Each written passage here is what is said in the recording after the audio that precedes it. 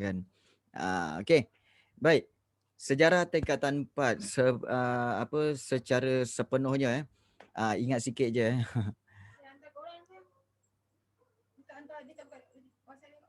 Oh, okey. Sekejap. Okey. Alright. Okey.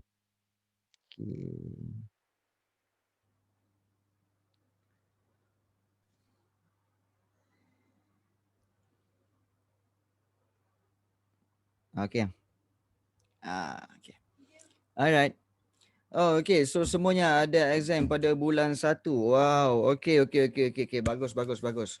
So semua ada exam bulan 1. So apa yang kita akan buat pada hari ni ya? Okey. Pada bulan Disember ni, pada bulan Disember ni jangan risau, okey. Tak okey, jangan risau. Okey, kita akan cover bab 1, bab 2, bab 3. But in the meantime, di antara waktu kelas-kelas tu nanti, cikgu akan berikan latihan-latihan especially latihan daripada kertas 2. Supaya melatih kamu untuk praktis cara bagaimana untuk menjawab soalan sejarah dengan mahir. Boleh tak? Okey. Cikgu harap itu mampu untuk menjadikan bekal pada kamu, untuk latihan kepada kamu supaya kamu boleh menjawab lagi selepas ini dan bersedia untuk peperiksaan. Okey. So jangan risau sebenarnya. Okey, form 4 sebenarnya ada 10 bab sahaja. Okey, ada 10 bab sahaja.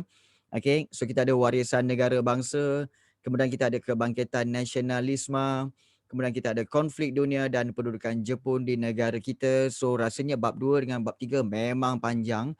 Kalau kamu lihat bab 2 tu sampai 2.8, kemudian bab 3 tadi sampai 3.9 ya. Memang banyak. Okey. Kemudian bab 4, bab 4 era peralihan kuasa British di negara kita, hanya 7 subtopik. Bab 5 lagi sikit, ini memang sekutuan dalam Melayu. Okey, kemudian bab 6 ancaman komunis dan perisytiharan darurat. Okey, bab 7 usaha ke arah kemerdekaan, hanya 5 subtopik. Bab 8 pilihan raya. Kemudian bab 9 adalah Perlembagaan Persekutuan Tanah Melayu, hanya 4 subtopik, dan bab 10 Pemasyuran Kemerdekaan, 5 subtopik. So ada soalan, Arif kata, ada ke bab yang akan ulang balik waktu form 5? Tidak ada. Okey, waktu form 5 nanti bab yang kamu belajar semua adalah bab-bab baru ya. Masa form 5 nanti semua adalah bab-bab yang baru. Jadi ya waktu form 4 ni memang tak ada. Okey, so form 5 nanti cikgu yakin form 5 nanti kamu akan belajar tentang pembentukan Malaysia, kemudian juga tentang rancangan Malaysia. Sejarah dunia tak ada. Terus terang cikgu cakap, form 5 nanti kamu akan get back kepada sejarah-sejarah Malaysia. Sejarah Malaysia. So no more sejarah dunia. Percayalah. Dia akan pergi kepada sejarah Malaysia, which is akan bermula dengan pembentukan Malaysia, kemudian juga berkaitan dengan rukun negara, berkaitan juga dengan rancangan Malaysia, kemudian wawasan 2020. So itu semua masuk dalam sejarah. So I think should be no problem lah. Wawasan 2020 ironiknya kan kita akan belajar semasa kita telah melepasi 2020. Jadi kita boleh nilaikan adakah wawasan 2020 itu akan telah mencapai matlamat atau tidak. Okey. Baik. So, kita akan lihat hari ini untuk warisan bangsa negara. Belajar COVID ya. Mungkinlah belajar COVID. Alright. So, kita akan lihat hari ini, iaitu tentang bab 1 iaitu warisan negara bangsa. Okey, soalannya selalu tanya kalau sebab kita dah buat latihan bab ni, kemudian kita dah belajar, kita buat latihan bab belajar kan. So, kita dah nampak dia punya kaitan tau bahawa selalunya warisan negara sebenarnya bermula daripada yang kamu belajar semasa form 2 dulu, iaitu Kerajaan Alam Melayu. Ingat lagi tak? Siapa ingat lagi tak Kerajaan Alam Melayu? Kerajaan Alam Melayu. Ingat lagi tak? Iaitu ada Funan, ada Champa, ada Srivijaya. So, So inilah antara kerajaan-kerajaan yang yang terawal ya, yang terawal seperti Funan, kemudian Champa, kemudian juga Sriwijaya, kemudian Majapahit. Okey, kalau kita lihat seperti kemudian Kesultanan Melayu Melaka, okey, dan juga adanya Johor Riau. So warisan negara bangsa ni sebenarnya dia cerita pasal negara kita ni, okey, bangsa dia bermula daripada mana? Bangsanya bermula daripada Funan, okey, kemudian bawa kepada Champa, kemudian Sriwijaya, kemudian diteruskan lagi dengan Melaka dan Johor Riau. Sebenarnya Funan, Champa, okey, Kedah Tua sebenarnya seangkatan. Di antara Funan, Champa, kemudian juga Angkor, Kedah Tua, betul? Okey, Kedah Tua, kemudian Gangga Negara, ingat lagi kan? Gangga Negara. Kemudian Sriwijaya dan juga Majapahit. Sriwijaya dengan Majapahit dia lebih kurang sama. So, kenapa dia nak ceritakan daripada awal ni? Kerana okey, Gangga. Kerana negara kita ni berasal daripada bangsa negara kita ni berasal daripada Funan dan Champa tu. Okey. Ya, double G. Nagara. Ya, Gangga Negara. Yes. Okey, Gangga Negara. So, sebab itu dia nak ceritakan apa bukti, apa bukti yang menunjukkan kerajaan kita yang sekarang ni sebenarnya berasal daripada diorang. Ini semua cerita sebelum kedatangan Barat. Dia sebelum kedatangan Barat. Sebab tu cerita ni cerita sebelum kedatangan Barat. So, dulu kalau kita tahu bahawa memang kerajaan-kerajaan ni memang hebat. Kita belajar ada 7 kan. Okey, Funan, Champa, Kedah Tua, Gangga Negara, Sriwijaya, Angkor, Majapahit. 7 Kenapa dicerita 7 tu? Pasal 7-7 ni dulu semuanya hebat-hebat. Okey, Funan dengan kerajaan agraria menjadi kerajaan maritim. Kemudian Sriwijaya menjadi pusat pelabuhan. Okey, begitu juga Angkor menjadi pusat pertanian. So memang kerajaan-kerajaan ni memang hebat. Jadi kita nak lihat apakah ciri-ciri negara bangsa kerajaan alam Melayu dulu. Alam Melayu dulu, ciri-ciri dia ada 4. Okey, dia mesti ada raja. Okey, kita senang cerita, kita nak borak ni, kita nak cerita ni secara mudah. Ada siapa dulu? Ada raja. Kemudian ada undang-undang. Kemudian ada wilayah dia, kawasan dia. Dan pastinya ada rakyat. Nampak? Ada raja, ada undang-undang, kemudian ada kawasan, ada rakyat. Okey? Betul. Okey, dalam form 4 ni just 3 kerajaan je yang diberi tumpuan. Kerana apa? 3 kerajaan inilah yang benar-benar memberi kesan. Okey, memberi kesan yang mendalam kepada kerajaan Tanah Melayu dan Malaysia. Sebab tu dia beri fokus kepada 3 kerajaan tu ya. Dia fokus kepada 3 kerajaan tu. Okey. Baik. Kalau kita lihat raja tu siapa? Raja tu sebenarnya adalah tonggak utama kerajaan dan juga dia akan dibantu oleh para pembesar. Of course. Of course. Kita ada raja. Let's say kalau kamu raja. Kalau kamu raja, takkanlah semua benda kamu buat. Sudah tentulah kamu ada pembantu-pembantu kamu yang diberi nama pembesar. So pembesarlah yang akan membantu pentadbiran. Kalau raja buat semua, bukanlah nama dia raja. Jadi sebab tu raja tonggak utama seorang je, kemudian akan dibantu oleh para pembesar. Dan daripada situ pula raja akan mendapat ketaatan. Ketaatan daripada siapa? Daripada rakyatnya. Jadi rakyat akan sentiasa taat pada raja dan raja dianggap suci. Contoh, ini contoh selalu kamu kena ambil. Contohnya Raja Champa yang dianggap sebagai pemerintah yang suci dikaitkan dengan Dewa Siva. Ingat Dewa Siva? Nash, bagi tahu cikgu apakah fungsi Dewa Siva. Cikgu tahu ada 3 dewa yang memang penting dalam kerajaan dalam agama Hindu. Okey, iaitu Brahma. Okey. Alah Nash, kau jawablah kau ni kan. Brahma, kemudian Siva, lagi satu siapa lagi? Ada 3 kan? Tak boleh ya? Kan? Okey. Vishnu. Yes, Selva. Okey, Selva, bantu Selva. Selva. So Dewa Siva dia buat apa Dewa Siva? Dewa Siva adalah, kalau tak salah cikgu, adalah dewa pemusnah, betul? Dewa Siva adalah dewa pemusnah. Dia maknanya memang kuat. Sebab itu Raja Champa ni dianggap dikaitkan dengan Dewa Siva. Itu raja. Jadi raja-raja alam Melayu dulu memang kuat dengan pengaruh agama Hindu, Buddha. Jadi kena faham. Raja. Kemudian yang kedua, kalau raja sahaja, tanpa undang-undang, apalah makna kerajaan itu. Jadi perlunya undang-undang. Dan kalau kita lihat undang-undang ni untuk apa? Untuk memastikan kesejahteraan sesebuah kerajaan. Maknanya untuk supaya undang-undang tu akan memberikan keamanan kepada kerajaan tu.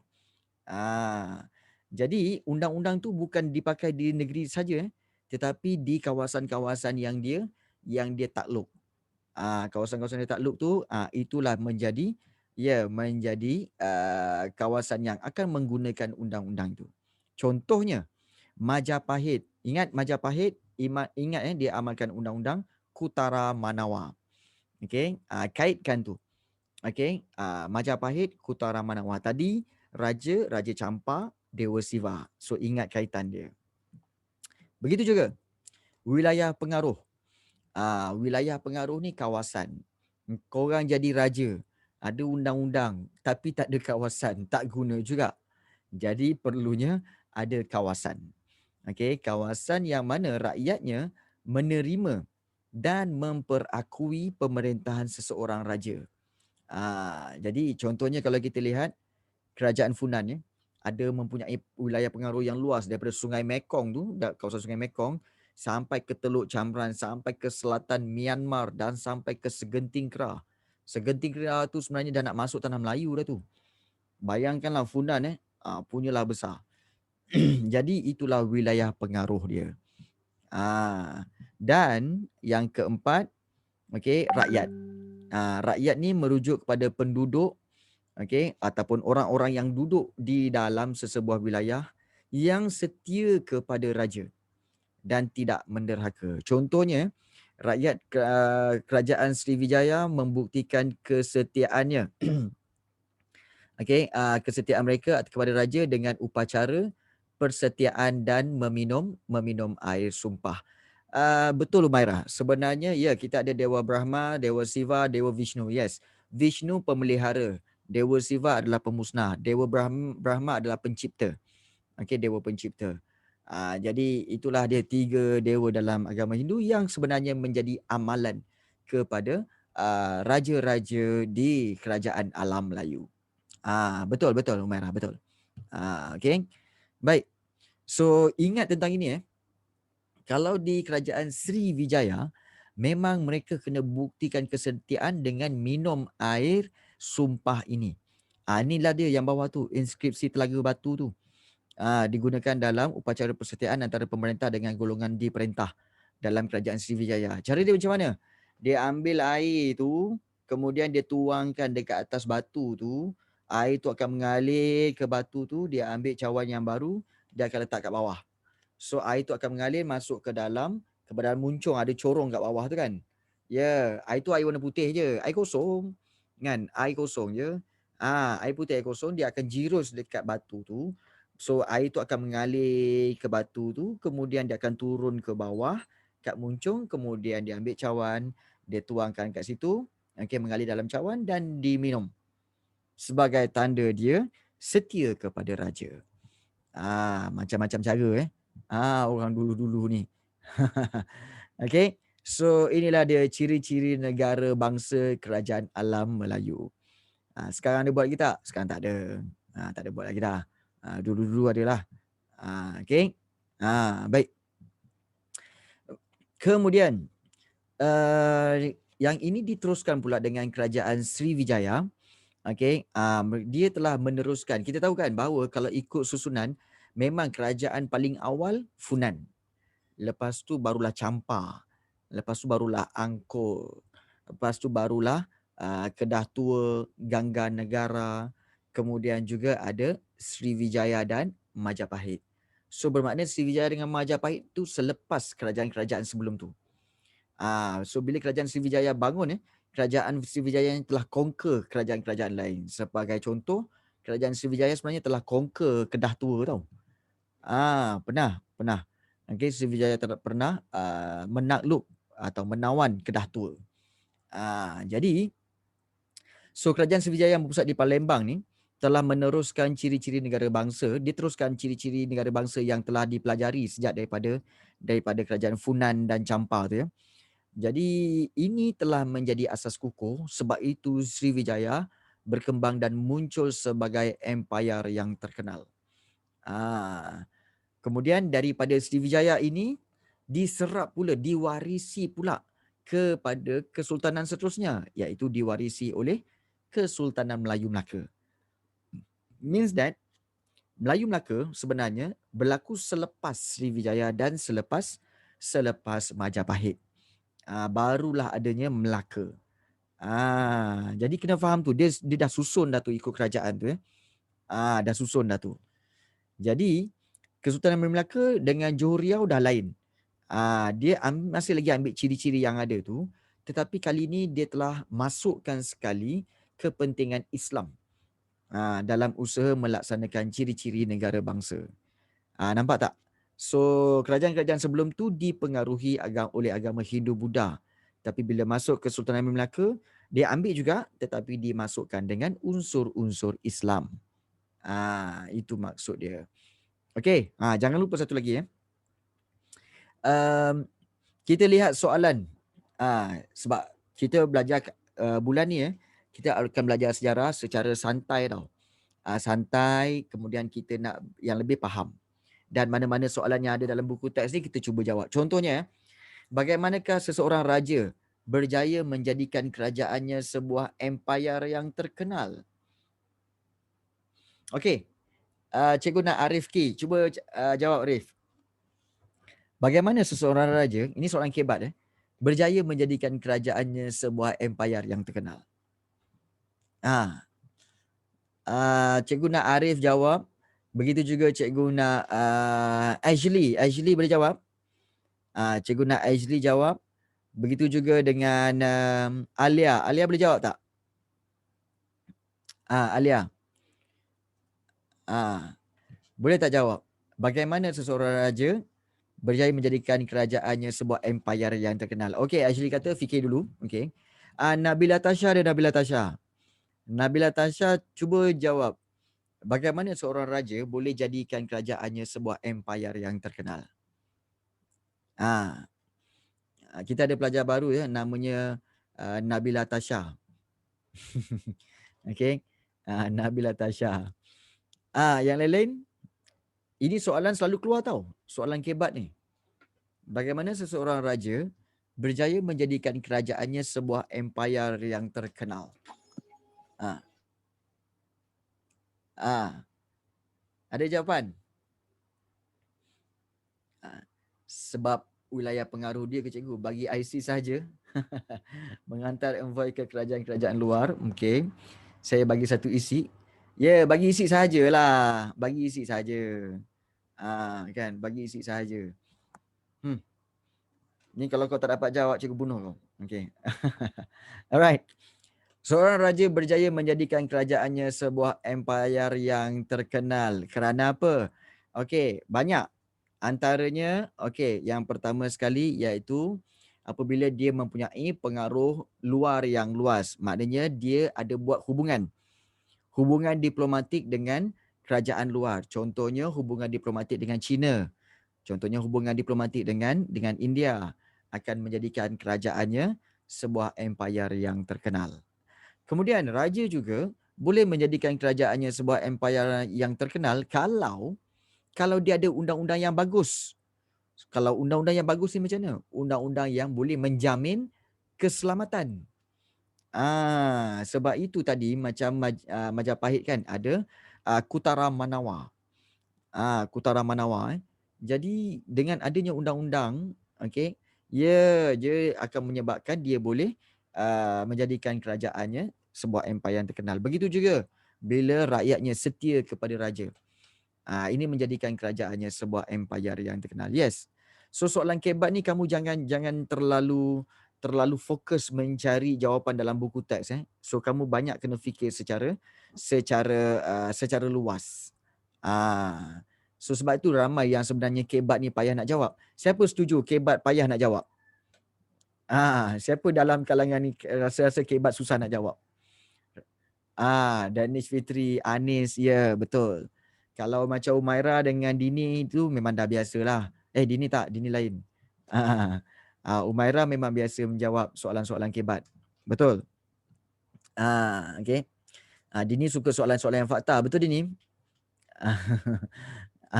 Yes. Okay. Baik. Sedikit info. Okay. Dalam buku teks kamu, jangan lupa biasanya yang bahagian yang kecil-kecil sebelah kanan ni, itu yang penting tau. Sebab selalu keluar dalam soalan objektif. Contohnya, Sriwijaya dalam bahasa Sanskrit membawa maksud Sri iaitu bercahaya dan Vijaya iaitu kemenangan. Maknanya cahaya kemenangan. Okay. Ini yang di bawah tu itu adalah penjelasan tentang bagaimana mereka menunjukkan kesetiaan. Ya, betul. Nampak kan? Seri tu ingat berseri. So bercahayalah, betul.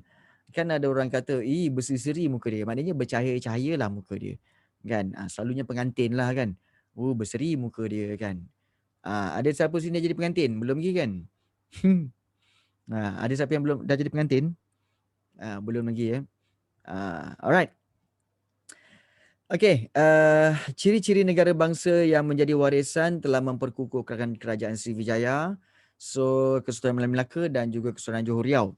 So sebab itu pewarisan ini menyebabkan kerajaan tersebut terkenal dan berkuasa di alam Melayu. Rukun kahwin tak ingatlah cikgu. Allah, rukun kahwin pun tak ingat, mudah je. Kan? Pengantin lelaki, pengantin perempuan, ijab, kabul, saksi, hakim. Saksi dengan apa? Wali. Wali lah. Alah ni. Okey, baik. Okey. Apa rukun kahwin? Actually dah tanya. Jawablah korang. Actually dah tanya. Tak tahu je, tak tahu. Okey. Rukun kahwin ni sebenarnya adalah syarat-syarat kahwin. Actually, syarat-syarat kahwin. Saya ingat. Dini Azira, ingat. Okey, baik. Amboi. Okey, baik. Untuk ciri-ciri negara bangsa start daripada Kesultanan Melayu Melaka, dia berbeza sikit.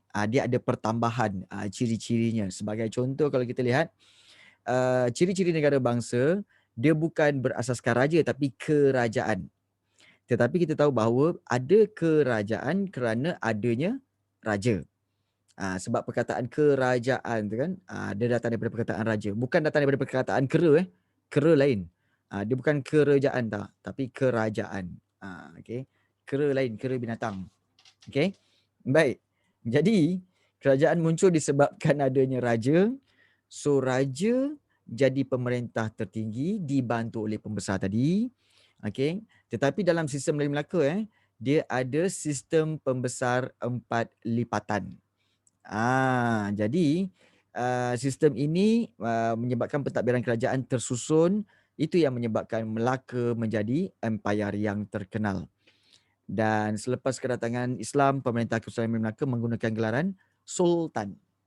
Ingat lagi tak sistem pembesar 4 lipatan, iaitu sistem pembesar berempat, berlapan, ber-16, ber-32. So itu susunan dia. Itu pembesar 4 lipatan. Bukan sistem pembesar tu dilipat 4. Jangan. Okay, pembesar tu dilipat 4, mati dia. Jadi sistem pembesar 4 lipatan. Alright. So itu kerajaan. Kemudian berlipat berlapis. Ya, betul Amir. Akhirnya bunyi juga Amir. Apa khabar Amir? Okay, Tengku Amir bersuara. Akhirnya. Baik. Kita lihat. Okay, seterusnya. Bagus. Selepas ada kerajaan, dia mesti ada rakyat. Rakyat ni siapa? Rakyat yang menumpahkan taat setia kepada Sultan Melaka dan akan mematuhi undang-undang yang dikuatkuasakan. So secara umumnya di Melaka ada dua jenis rakyat, iaitu orang Melayu dan juga orang laut. Ingat tu, orang Melayu dan orang laut. Kemudian dia dibahagikan kepada dua golongan, golongan pemerintah dan golongan yang diperintah. So ini pemerintah dan golongan diperintah. Golongan diperintah termasuk juga hamba. Ya, ya, Jack Sparrow, betul lah Meh. Hari ni kita bersama Jack Sparrow. Ya, Jack Sparrow undangan pada hari ni. Dia akan mengajar sejarah kamu. Baik. Kesejahteraan rakyat Melaka dijamin oleh Sultan, manakala rakyat, ini timbal balik, kesejahteraan rakyat Melaka akan dijamin oleh Sultan. Maksudnya apa? Okey, Sultan boleh kata apa tahu? Okey, taat setialah kepada beta, beta akan menjamin kesetiaan, menjamin kesejahteraan kamu semua. Beta akan menjamin kesejahteraan kamu semua. Jika sekiranya kamu semua menghadapi apa-apa masalah, beta yang akan menjamin kamu semua. Beta yang akan menjadi pelindung kepada kamu semua rakyat. Itu kesejahteraan rakyat. Okey, Melaka dijamin oleh Sultan. So rakyat pula tugas dia apa? Dia kena akui kekuasaan Sultan. Ampun tuanku. Okey, kami semua patut setuju bahawa tuanku lah yang berkuasa ke atas kami. Menjunjung titah tuanku. Itu rakyat mengakui kekuasaan Sultan terhadap rakyat. Jadi hubungan inilah yang menyebabkan adanya persefahaman dan ikatan antara golongan pemerintah dengan golongan diperintah. Itu rakyat, tugas-tugas rakyat. Boleh faham So kita ada dua ciri ni, kerajaan dan juga rakyat. Kemudian kedaulatan. Ni dia. Okey, kedaulatan. Jika kita lihat kedaulatan ni apa? Kita selalu dengar orang masuk ke dalam istana, dia akan sebut, okey, daulat tuanku. Bila Sultan masuk je, daulat tuanku. So daulat tu apa sebenarnya? Daulat tu ialah lambang kekuasaan tertinggi seseorang sultan. Maksudnya kalau dia cakap daulat tuanku, maknanya kuasa tertinggi kepada tuanku. Kuasa tertinggi kepada tuanku. Itu yang disebut daulat. Jadi kedaulatan ini adalah memang hak mutlak sultan. Untuk apa? Untuk mengawal rakyat dan wilayahnya. Dan kekuasaan itu, kedaulatan itu malah diakui, diakui oleh kerajaan-kerajaan lain. Dan bebas daripada campur tangan kuasa asing. Kuasa asing tak masuk campur pun. Malah kalau kita lihat Melaka dulu diiktiraf oleh kerajaan dinasti Ming. Dinasti Ming daripada mana? Daripada kerajaan Cina. Maharaja Cina. Sebab itu kita pernah dengar satu kisah di mana Maharaja Cina dulu pernah gering. Gering ni apa? Sakit. Okey, pernah sakit. Kemudian apabila dibawa tabib-tabib ataupun kita kata macam Tok Bomo lah, Maharaja Cina bila dia nak rawat, kemudian Tok Bomo kata apa? Oh, ini tuanku. Kalau nak baik, tuanku kena mandi. Mandi ke minum? Mandi rasanya. Mandi daripada air basuhan kaki Sultan Melaka. Nampak Air basuhan kaki Sultan Melaka. Jadi, okey, dihantarnya Hulu Balang pergi ke Melaka, datang ke Melaka untuk ambil air basuhan kaki Sultan Melaka. Maknanya apa? Kedaulatan tu betapa tingginya kekuasaan Sultan Melaka pada waktu itu. Hebat Kemudian betul bila dia dah ambil air tu, bawa balik ke kerajaan Cina dan Maharaja Cina tu mandi pun semua kan. Baik lepas tu. Baik. Jadi itu memang dikatakan sebagai kita kata pengiktirafan lah kerajaan Cina terhadap Kesultanan Melayu Melaka pada waktu itu bayangkanlah Dinasti Ming telah hantar beberapa orang utusannya termasuklah Laksmana Cheng Ho untuk mengeratkan hubungan antara Cina dengan Melaka. Laksmana Cheng Ho ni lagi hebat. Okey, Laksmana Cheng Ho ni lagi hebat. Sebab apa hebat? Dia memang pahlawan. Dia pula tu dia Islam. Dia Islam Dia Islam. Dan juga dia tidak apa tahu, dia tidak berkahwin kerana dia telah dikembirikan. Dia tak boleh berkahwin, dia akan memberi khidmat sepenuhnya kepada Maharaja Cina. Tu Cheng Ho, hebatnya Cheng Ho. Cheng Ho sendiri datang ke Melaka untuk mengeratkan hubungan antara China dengan Melaka. Hebat tu ya. Jadi itu kedaulatan. So kita dah belajar kerajaan, kita belajar rakyat, okey, dan juga kedaulatan. Ini dalam Kesultanan Melayu Melaka. Okey.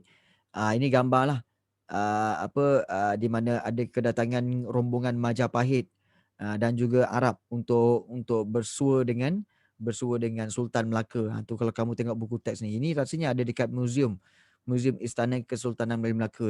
Ni semua patung lah ni. Okey, ini kedaulatan dia. Okey. Baik. Kemudian kita lihat seterusnya. Kita dah lihat kerajaan, kita dah lihat kedaulatan, okey, dah lihat rakyat, undang-undang ya, ada undang-undang. Okey. Rasa pernah pergi Ni siapa pula terconteng ni? Okey. Baik, wilayah pengaruh. Yang keempat, wilayah pengaruh. Wilayah pengaruh ni merujuk pada kawasan pemerintahan. Kawasan pemerintahan raja yang diterima dan diakui oleh rakyat. So dulu, Melayu Melaka dulu sangat luas, iaitu sampai keseluruhan semenanjung Tanah Melayu dan juga pantai timur Sumatera. Bayangkanlah sampai pantai timur Sumatera dan semua itu dipanggil Melaka. Semua itu dipanggil Melaka ya. Kantoi ya. Padam balik, tak kira padam balik. So wilayah pengaruh ini diperoleh. Macam mana Melaka boleh dapat kawasan luas macam tu? Okey. Iaitu penaklukan, naungan dan juga perkahwinan. Lagi luas, lagi bagus. Membuktikan kewibawaan pemerintah tu. So kita akan lihat bagaimana kerajaan Melaka boleh dapat melalui penaklukan, melalui naungan dan juga perkahwinan. Yang ini. Lihat ni Ini ada 3 ni. Taklukan, naungan dan juga perkahwinan. Wilayah taklukan ni maknanya melalui jajahan apabila berperang. Zaman dulu memang kerap berperang. Peperangan tu berlaku. Antara wilayah yang ditakluk, maknanya dijajah adalah Pahang, Kuala Linggi, Kelantan, Rokan, Indragiri dan Kampar. Itu kerajaan Melaka dapat melalui apa? Penjajahan ataupun taklukan. Kalau wilayah naungan pula, iaitu wilayah tu yang rela hati. Rela hati menerima ketuanan Melayu Melaka. Sama ada mungkin melalui perkahwinan atau mungkin juga persahabatan. Maknanya diorang kata apa? Kami rela untuk duduk di bawah Kesultanan Melaka. Jadi contoh wilayah naungan tu ialah Linggar, Patani dan juga Kedah. Sebab bagi mereka apa tahu? Kalau lawan pun tak guna, kami confirm kalah. Nak lawan Melaka masa tu, Melaka ada hang tuah. Kan? Melaka ada hang tuah dan hang tuah pula 5 bersaudara, ada 5 hang. Kemudian Kedah kata kami lagi banyak hang. Kan Kedah lagi banyak hang. Apa betul tu apa hang siapa? Hang ni buat apa hang ni? Haru betul. Macam itulah. So banyak lagi hang kat situ ya. Jadi itulah pasal hang pasal apa? Nampak hang pi mana? Masya-Allah banyak betul hang. Tetapi di Kedah di Kedah banyak mana hang pun tak boleh lawan dengan 5 orang hang ni lah. Jadi sebab itu Kedah kata lagi baik kita berbaik-baik dengan Melaka. Tak payahlah nak pi lawan dia buat apa. Kan? Nanti kadang kalah. Jadi sebab itu dia duduk di bawah. Hang nak lawan gua. Apa dah meh? Okey. Baik. Jadi itulah dia wilayah pengaruh sangat luas seluruh semenanjung Tanah Melayu ni dan juga separuh daripada Sumatera tu dulu Melaka. Boleh tak agak-agaknya kita request kita nak balik Oh, kami nak baliklah Aceh. Kami nak balik taklah kami nak baliklah Sumatera. Kami nak ambil balik Palembang. Tak boleh dah kan? Mana boleh dah. Sebab dia dah jadi Indonesia. Kan? Tak boleh dah. Sebab itu pelik apabila Filipina, ingat tak dulu? Ada satu kerajaan, kerajaan Filipina, dia nak ambil balik Sabah. Kita jadi macam mana nak ambil balik Sabah? Sabah dah jadi Malaysia. Macam mana nak ambil balik? Mana boleh. Dah tak boleh lah. Kan? Jadi kalau orang kata boleh lagi ambil sejarah, boleh lagi ambil Sabah, maknanya dia tak belajar sejarah. Kalau dia kata, oh boleh Filipina boleh ambil Sabah. Kan? Tak boleh. Itu orang tak belajar sejarah lah tu. Okay. Tak boleh dah. Sebab dah merdeka. Dah merdeka. Okay. Baik. Itu yang keempat. So kalau kita ingat balik. Okay. Ada kerajaan, ada rakyat, ada kedaulatan. Okay. 3. Okay. Ciri-ciri negara bangsa Kesultanan Melaka. Okay. Ada kerajaan, rakyat, kedaulatan. Kemudian ada wilayah pengaruh. Dan yang kelima, ada undang-undang. Ingat undang-undang senang. Okay, dalam Kesultanan Melaka undang-undang ada 2. Hukum Kanun Melaka dan juga Undang-Undang Laut Melaka. Dan undang-undang ini digunakan untuk apa? Untuk mengukuhkan kerajaan. Ya, dan melindungi rakyat lah. Tanpa undang-undang habis rakyat semua kan. Jadi undang-undang ini jadikan Kesultanan Melaka sebagai sebuah kerajaan yang unggul. Kalau korang lihat baru-baru ni tahu ada seorang dia jawab soalan apakah berikan nama 2 undang-undang yang terkenal di Melaka. Dia kata apa? Hukum Kanun Melaka dan juga adat Temenggung. Boleh tak adat Temenggung dikatakan sebagai undang-undang? Boleh atau tidak? Adat Temenggung. Okey, nanti kita tengok. Tak. Ya. Sebab tak boleh. Sebab apa tahu? Sebab bezanya adalah hukum Kanun Melaka dengan Undang-Undang Laut Melaka tu, itu dua-dua undang-undang yang bertulis. Ya, dia bertulis. Tapi kalau yang adat Temenggung, adat Pepatih, itu undang-undang tidak bertulis. Beza. Undang-undang yang kita kata adat yang diturunkan daripada keturunan turun sampai bawah. Itu undang-undang adat. So undang-undang adat dia bukan dipanggil undang-undang, dia hanya adat saja yang tidak bertulis. Undang-undang yang bertulis 2, Hukum Kanun Melaka dan Undang-Undang Laut Melaka. Baik, ada yang bertanya kalau yang macam Undang-Undang Pahang dan Undang-Undang 99 Perak pun apa pula? Okey, baik. Yang ini, undang-undang ini dia tulis undang-undang berikut dipengaruhi oleh Undang-Undang Kesultanan Melaka. Maksudnya apa tahu?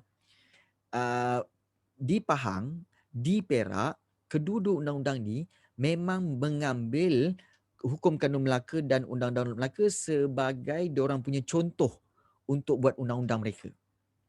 Sebab apa? Sebab siapa tahu siapakah yang membuka negeri Pahang? Siapa yang membuka negeri Pahang dan siapa yang membuka negeri Perak? Yes, betul Irina, betul Ashley, betul. Pahang dibuka oleh anak Sultan Mansur, iaitu Raja Muhammad. Bila dia pergi ke sana, Raja Muhammad tu, anak Sultan Melaka, dia pergi ke Pahang, dia menjadi Sultan di Pahang, dia nak pakai undang-undang mana? Dia pakailah undang-undang Hukum Kanun Melaka dan Undang-Undang Laut Melaka. Tapi dia tukar nama menjadi Undang-Undang Pahang. Tapi dia tiru daripada Hukum Kanun Melaka dan Undang-Undang Melaka. Sebab dia anak Raja Melaka kan? Anak Sultan Melaka. Macam tu juga Undang-Undang 99 Perak. Oh ya ke? Itu sebenarnya Undang-Undang 99 Perak. Siapa yang membuka Perak? Ingat lagi tak? Yang membuka Perak tu, iaitu ada seorang yang bernama siapa? Iaitu ni Raja Muzaffar. Raja Muzaffar tu anak kepada Sultan Mahmud. Sultan Mahmud Melaka yang telah lari, lari daripada Melaka apabila Melaka diserang oleh Portugis. Ingat tak? Melaka serang oleh Portugis, Sultan Mahmud lari. Larikan diri sampai kemudian dia mengasaskan kerajaan Johor, Riau. Kemudian dia lari pergi ke Kampar. Sampai ke Kampar, orang Perak, 2 orang pembesar Perak datang jumpa Sultan Mahmud. Dia kata apa? Sultan Mahmud, kami nak ambil putera Sultan Mahmud ni, anak Raja Mahmud ni, untuk kami bawa pergi ke Perak jadi sultan. Boleh tak? Boleh? So Raja Muzaffar pun ikutlah 2 orang pembesar tu pergi ke Perak dan dia membuka negeri Perak. Sudah tentulah dia akan guna undang-undang daripada Melaka.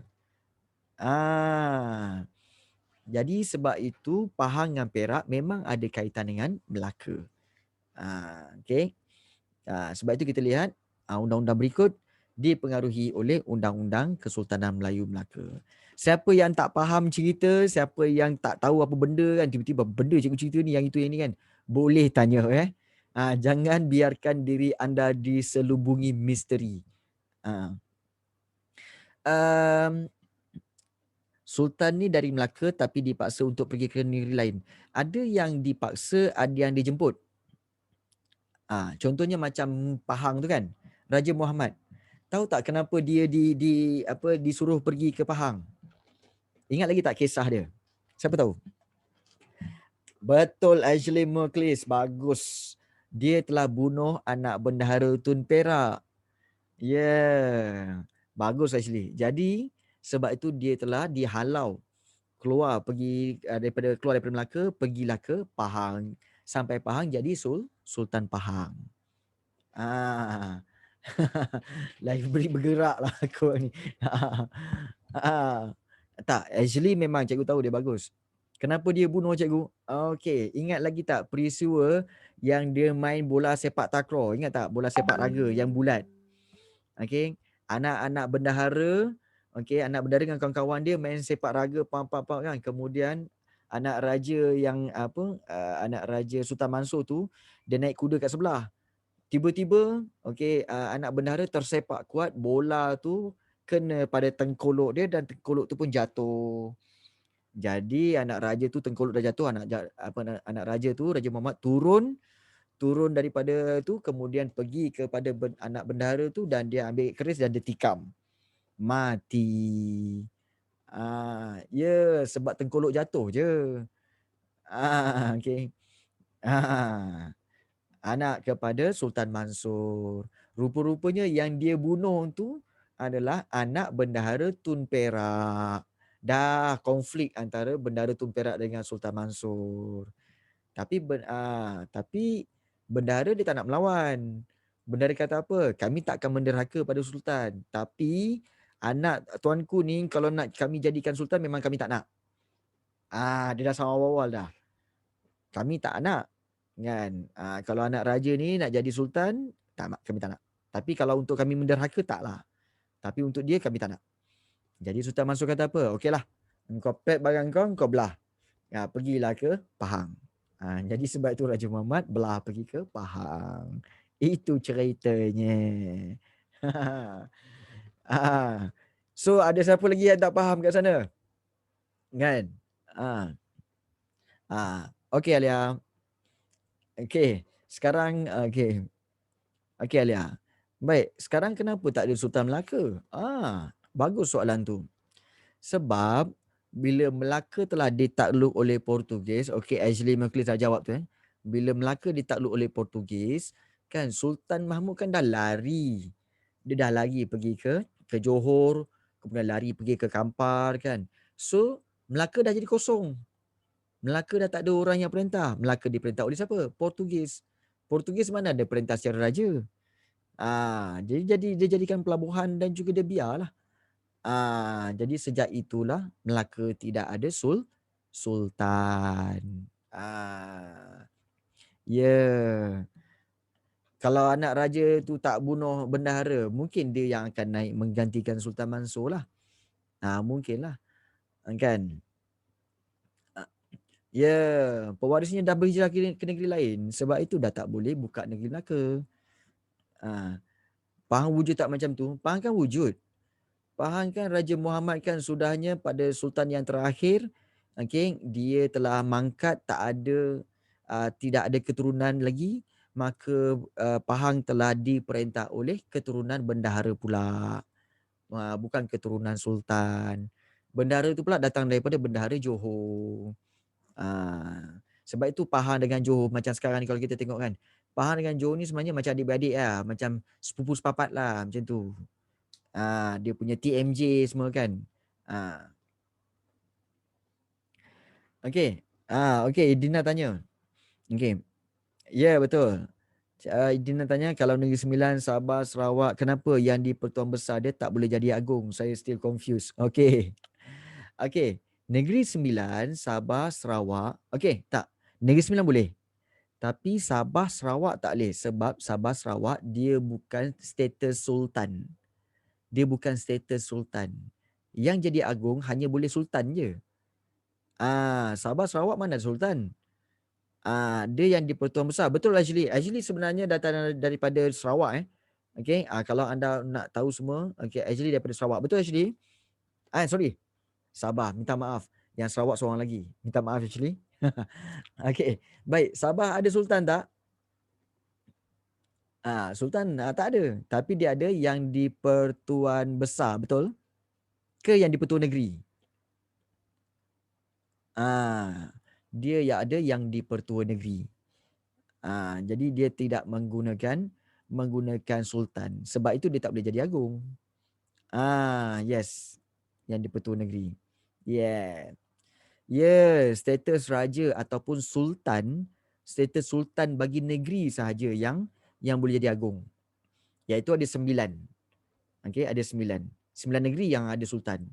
Okey, Perlis, Kedah, Kelantan, Terengganu, okey, Perak, Selangor, Negeri Sembilan, Johor.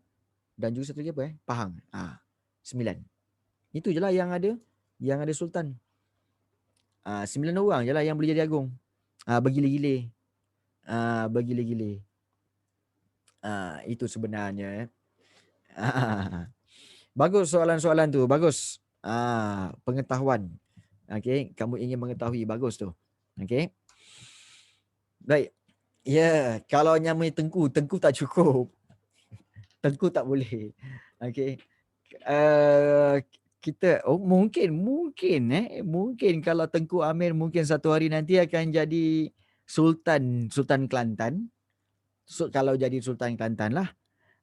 Kalau jadi Sultan Kelantan maka bolehlah berpeluanglah jadi agung. Kan? Kenapa pula? Apa kena-mengena dengan Rafi kot? Okey. Sultan Kelantan pun boleh. Ya. Tapi kalau Tengku Amir naik dah jadi sultan, mana tahu ada rezeki kan. Kalau mana tahu ada rezeki Tengku Amir jadi agung ke jadi sultan kan. Jangan lupa kami jangan lupa kawan-kawan dalam kelas online ni kan. Okay. Ampun tuanku. Kalau belum lagi Ashley, belum lagi. Belum lagi. Okey. Baik. Okey. Kemudian kita lihat satu lagi ciri iaitu lambang kebesaran. Okey. Okey. Lambang kebesaran iaitu identiti sebuah kerajaan dan keistimewaan Sultan Melaka lah. So apakah lambang-lambang yang menjadi simbol kedaulatan sultan? Iaitu pertamanya adat istiadat. Okey, iaitu adat. Perasan tak? Kalau raja-raja kan, kalau dia orang lahirkan anak pun ada adat dia. Lahirkan anak. Kemudian penggunaan warna kuning memang warna kuning diraja, warna dia je. Belum lagi nobat. Nobat tu ialah alat muzik. Alat muzik tu. Kemudian regalia tu adalah alat-alat yang diletakkan di badan tu. Ada dia punya ada dia punya pendan lah, ada dia punya tali pinggang lah, ada dia punya keris lah, tu semua adalah alat regalia, itu alat kebesaran. Dan juga ada cap mohor tu juga adalah lambang kebesaran. Ni untuk sahkan arahan daripada Sultan lah. Jadi, so kalau kita lihat kesimpulannya, kesesuaian Melaka dengan ciri-ciri negara bangsa seperti apa tahu? Kerajaan, rakyat, kedaulatan, wilayah pengaruh, undang-undang dan lambang kebesaran. Ini yang menjadikan kerajaan ini gemilang. So ini membuktikan bahawa asas negara bangsa terbentuk. Maknanya sebelum kedatangan barat lagi sebenarnya kita dah membentuk negara kita sendiri. Dah membentuk kita punya negara kita sendiri, negara bangsa kita sendiri. Jadi sebagai rakyat Malaysia kita harus bersatu padulah untuk mengukuhkan pembentukan sebuah negara bangsa ke. Okay. Right. Okay. So mesti nak pergi majlis pun ambil 10 minit nak pakai baju. Oh ya ke? Touch up sikit. Okay. Yelah betul lah kot kan. Tapi kalau orang-orang biasa kan, orang-orang biasalah orang lelaki yang tunggu sebab isi makeup 20 minit ke 30 minit. Boleh main satu lagu lah kalau jamming kan. Okay. Nak buat macam mana? Orang perempuan suka melukis. Melukis kat mana? Melukis kat muka sendiri. Orang perempuan. Kan? Halah. Kan? Orang lelaki, orang perempuan dia kreatif. Kan? Dia boleh lukis tu. Boleh lukis. Betul. Orang lelaki, kan? Orang lelaki cukup dengan bedak dan juga di ketiak. Cukup. Kan? Jadi kalau perempuan satu lagi yang lama iaitu di tudung. Kan? Sebab di tudung biasanya selalu tudung tak jadi. Tak jadi macam mana pun tak tahulah. Dah memang benda tu tudung tapi dia pakai tudung tak jadi. Dia boleh kata tudung tak jadi. Tak tahu tak jadi apa. Jadi kura-kura ke? Kan? Tudung tak jadi baju ke? Cik Danda marah. Cikgu tak faham. Apa yang tak faham? Cik baik. Baiklah. Orang perempuan je lah yang faham. Kami tak faham. Girls problems.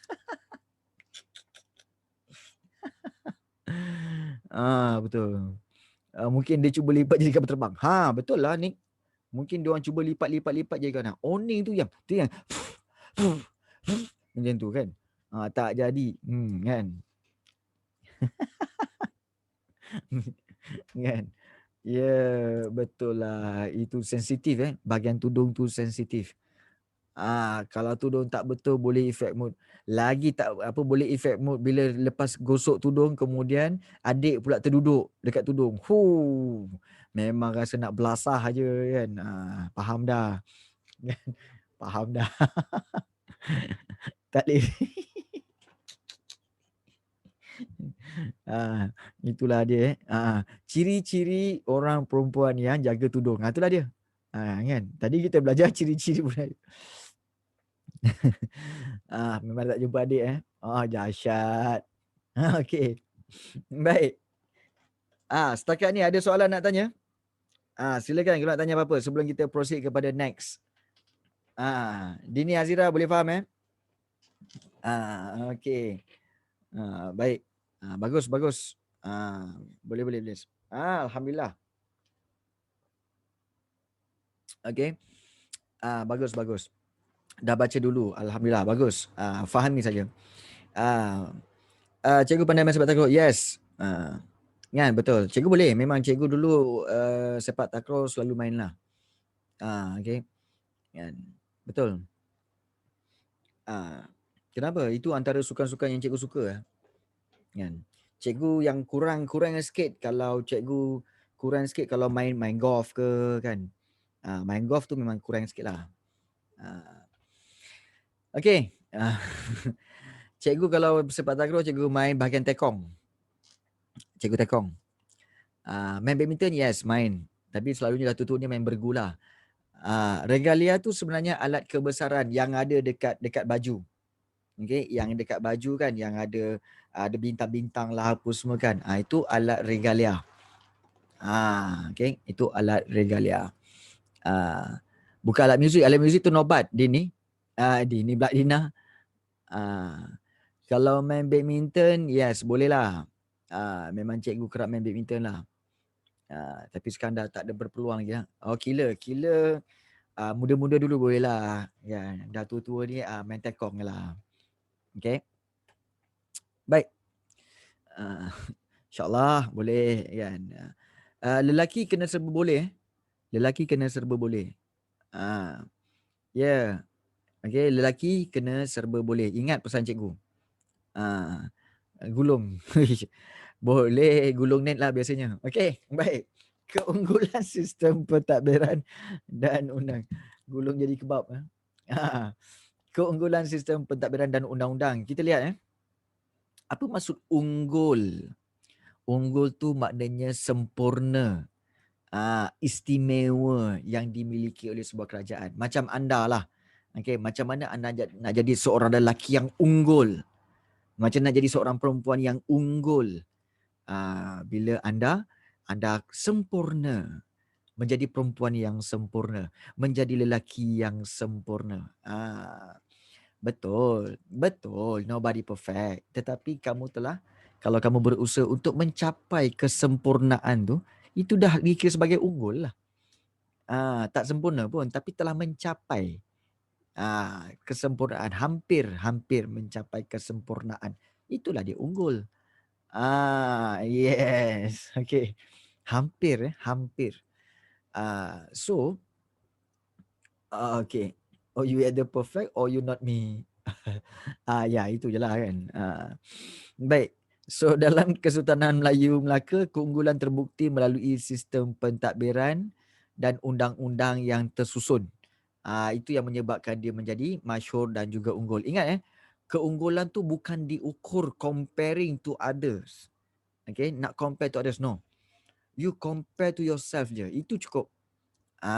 Anda telah menjadi unggul bila anda lebih baik daripada anda yang dulu.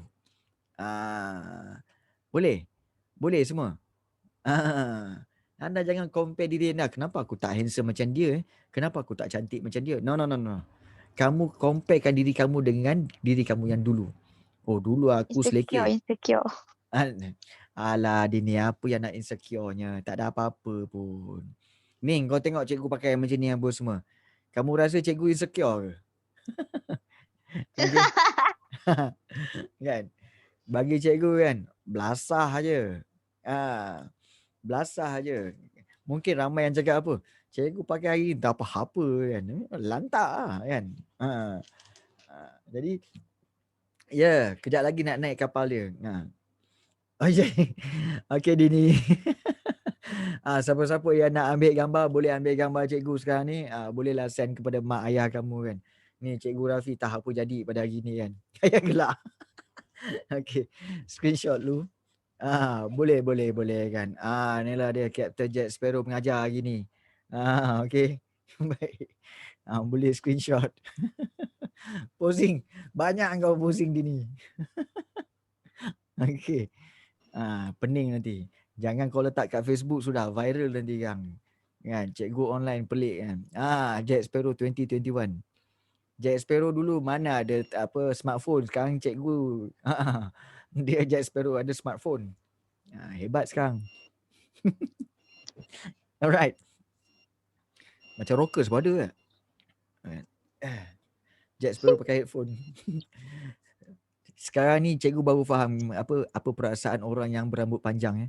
Umairah, siapa perempuan sini rambut panjang? Kan? Dekat Seri Mas tak? Kan? Kan? Nak payahnya nak bela. Kan? Berkibas-kibas. Kan kalau cikgu buat ikat rambut belakang ni kan, buat sanggul kan, orang cakap macam bola papa salin. Kan? Pelik pula. Kan? Okay. Itulah sebenarnya. Berkibas-kibas. Kan? Biar je lah. Biar je. Kadang geli banyak. Geli. Okay. Baik. Kita lihat.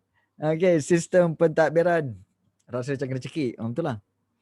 Okay. Sistem pentadbiran. Kita lihat kat Melaka, sistem pentadbiran macam cikgu cakap tadi, sistem pembesar 4 lipatan. Sebab itu Kesultanan Melaka sangat lancar dan tersusun. Malah Sultan Melaka dia sebenarnya bukan merintah seorang-seorang, tapi dia berikan kuasa dia kuasa memerintah tu atau mentadbir suatu wilayah tu, dia bagi kepada pembesar berempat ni. Siapa pembesar berempat ini? Iaitu bendahara, temenggung, penghulu, bendahari dan laksmana. Inilah dia. Kan? Bendahara, penghulu bendahari, temenggung dan laksmana. Kawasan ni kalau yang dia bagi kalau sultan bagi kawasan tu kepada empat-empat ni, kawasan itu akan dipanggil kawasan pegangan. Maknanya bendahara ada pegang satu kawasan, penghulu bendahari pegang satu kawasan, temenggung pegang satu kawasan, laksamana pegang satu kawasan. Laksa kat mana tak tahu. Kita nak melaksa mana? Laksa Johor, Laksa Penang, kan? Laksa mana? Laksa Ipoh, kan? Laksa Kinabalu ada laksa ke actually?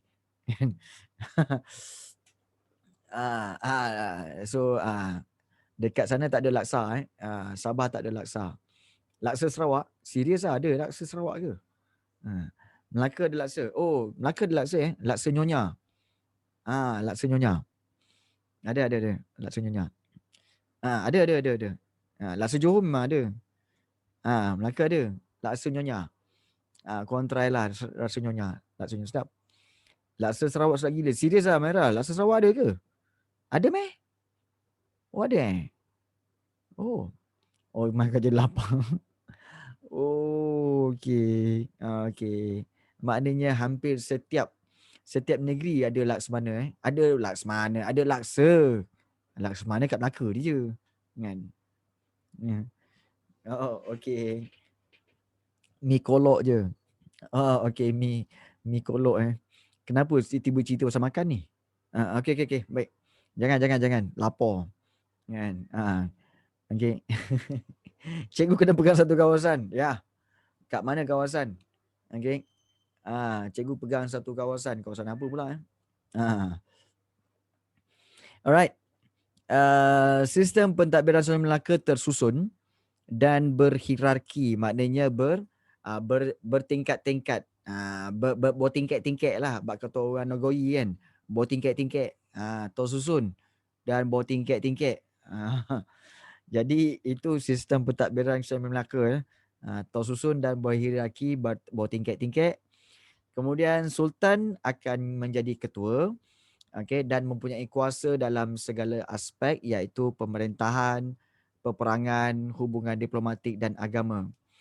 Dalam sistem pentadbiran Sultan Melaka ada 4 orang pembesar, bendahara, penghulu bendahari, temenggung dan laksmana.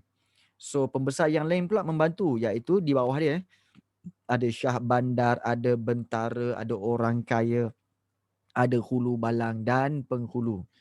So pelaksanaan pemerintahan dia yang sistematik inilah yang menjadikan pentadbiran Sultan Melaka ni sebagai sebuah kerajaan yang unggul. Baik, yang dikatakan orang kaya tu bukanlah benar-benar orang kaya, bukan kaya harta, tapi orang kaya pengaruh. Maknanya dia ada sebilangan orang yang setia dengan dia. Itu dipanggil orang kaya. Dia bukan orang kaya harta, tapi orang kaya pengaruh. Dia banyak, dia punya pengikut-pengikut setia. Dia orang kaya lah. Kalau macam zaman sekarang ni kan, macam ayahanda, pekidar semua kan, banyak kenalan, banyak pengaruh, tu orang kaya lah. Tu orang kaya. Jadi itulah suspek dia. Anak pembesar berempat boleh ke dapat jawatan macam bapak dia orang bila bapak dia orang dah tak ada nanti? Yes, boleh. Boleh. Anak pembesar berempat boleh dapat jawatan macam bapak dia. Okey, seandainya bapak dah tak ada nanti, okey, dia boleh menggantikannya lah. Boleh. Jadi sebab secara umumnya anak-anak penghulu ni, anak-anak pembesar berempat ni, mereka akan dapat pendidikan, mereka akan sekolah tentang atau belajar tentang sistem pentadbiran di istana. Dia ikut bapak dia pergi belajar dekat istana cara-cara pentadbiran. So sebab itu mereka juga biasanya layak untuk menggantikan anak dia lah. Menggantikan bapak dia lah. Gantikan bapak dia untuk jawatan-jawatan tu. Okay. Bukan senang-senang nak jadi pembesar ni. Dia kena ada kriteria dia lah. Dan salah satu subjek wajib yang diorang perlu belajar dalam istana Okey, anak-anak pembesar ni dalam istana mereka belajar subjek wajib iaitu subjek sejarah. Sejarah wajib. Even anak sultan pun kena belajar sejarah. Jadi sebab itu untung kamu belajar subjek yang turun-temurun. Turun-temurun dipelajari oleh orang dulu-dulu sampai sekarang. Betul actually. Daripada dulu lagi sebenarnya subjek sejarah dah ada. Tapi dia tak panggil sejarah, dia panggil tawarikh. Subjek tawarikh. Okey, subjek sejarah. Betul. Itu sebenarnya kepentingan. Ya betul, dia ambil daripada bahasa Arab. Tawarikh. Jadi itu sejarah pada zaman dahulu. Alright. Cikgu tak bercadang untuk meneruskan bahagian lain sebab cikgu nak pergi kepada bahagian yang slow, relax, supaya kamu dapat pemahaman tu dengan tenang dan tidak tergesa-gesa. Okey. Baik, jadi oleh itu ada sebarang soalan untuk ditanyakan tak tentang part yang pertama, bahagian pertama kelas kita ni. Tentang warisan negara bangsa. Ada apa-apa nak tanya? Silakan kalau nak tanya.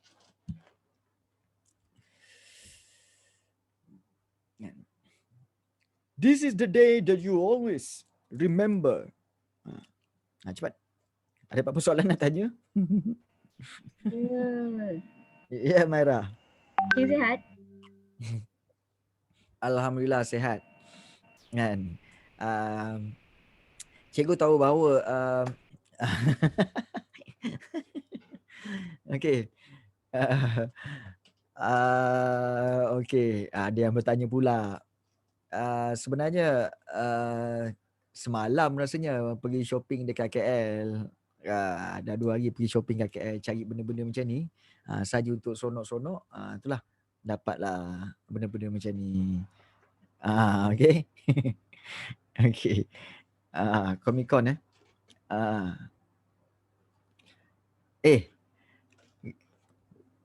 betul lah ni Maira. Betul ni. Kau ingat apa edit? Bukanlah. Betul lah ni.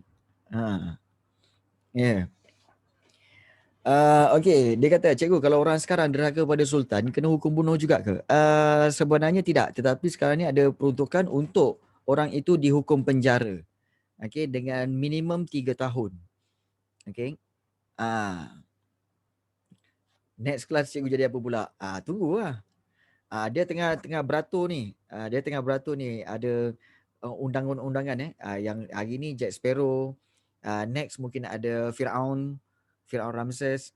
Kemudian mungkin ada juga Abraham Lincoln, Datuk Onn Jaafar. Okey. Belum lagi.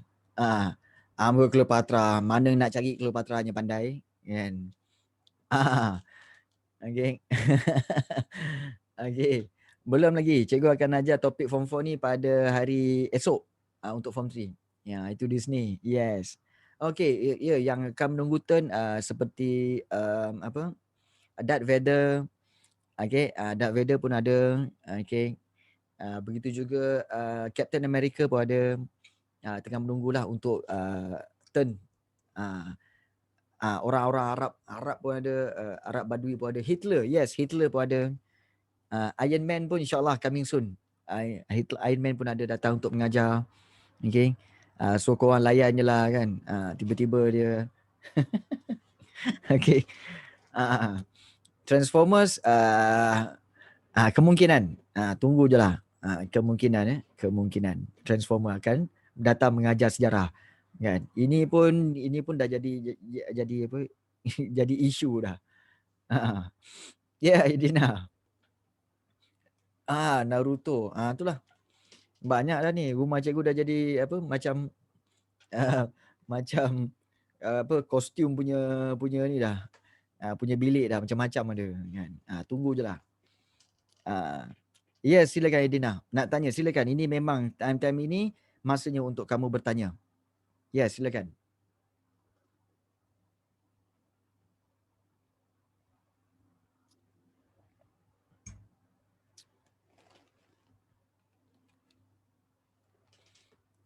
Nak tanya apa tadi?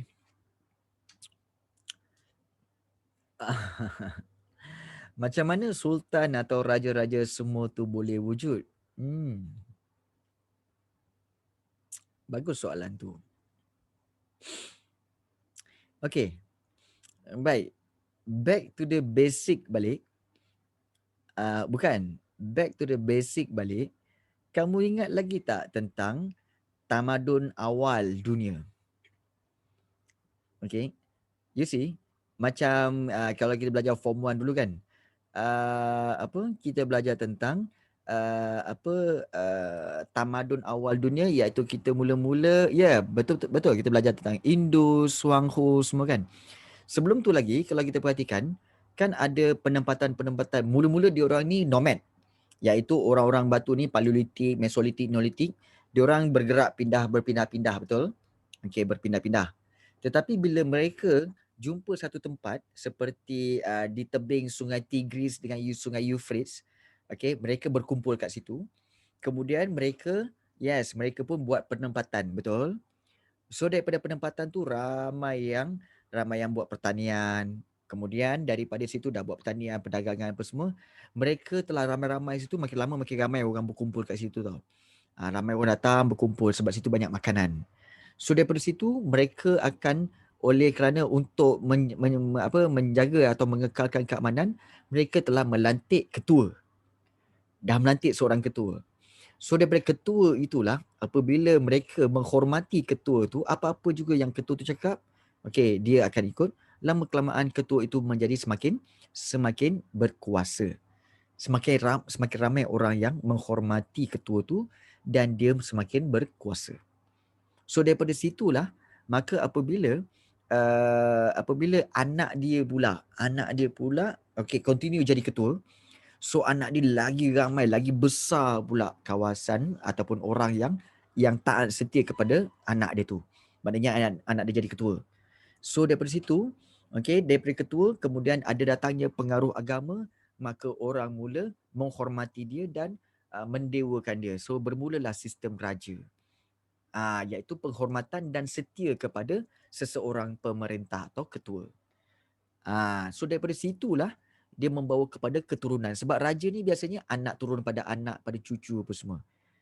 So back to the basic balik, macam mana boleh wujud raja ni apabila dia berasal daripada komuniti yang kecil dan ada ketua. Daripada situ asalnya. Dia menjadi semakin membesar. So bila jadi kerajaan kan, macam tamadun Mesopotamia, tamadun Indus, bila dah besar sangat terlalu ramai, so yang ketua tu jadi raja lah. Dia jadi raja. Okay, yang ketua tadi jadi raja, dia berkuasa sangat, lagi besar lagi dia punya kuasa tinggi lagi. Sampai didewakan jadi maharaja apa semua. Macam itulah. Itulah bermulanya kita katakan sebagai sistem raja. Kerana apa? Ada ketua. Bermula dengan ketua. Itu sebenarnya. Bagus soalan tu ya. Sebab soalan yang kamu fikir secara logik. Macam mana ada raja? Bagus. Itu soalan yang kebat lah. Soalan kebat. Soalan kebat.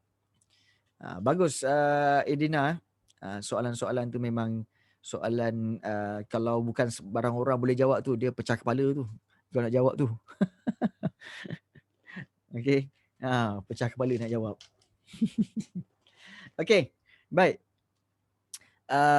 Hari ni hari Selasa. Kelas kita seterusnya adalah pada hari Ahad.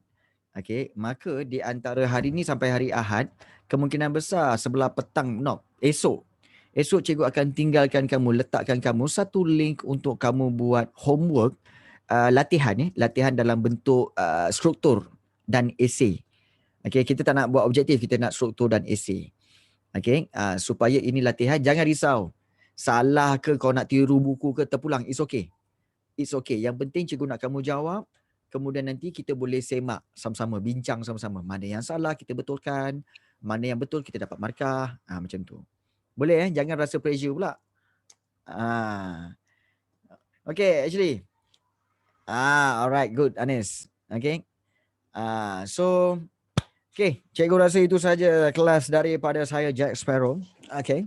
So, we will meet again, okay, on this Sunday. Alright. Please remember, this is the day that you always remember. Okay, stay tuned and good. Okay, selamat petang semua. Bye. Nak betulkan balik. Bye. Baik cikgu, thank you. Okay, you're welcome. Bye. Okay. Okay, sama-sama. Okay, May. Captain Hook. Hook. Terima kasih cikgu. Okay, sama Syaraf. Okay, hi Peter Pan. Celah mana Peter Pan tah? Okay, Myra. Okay, Myra. You're welcome.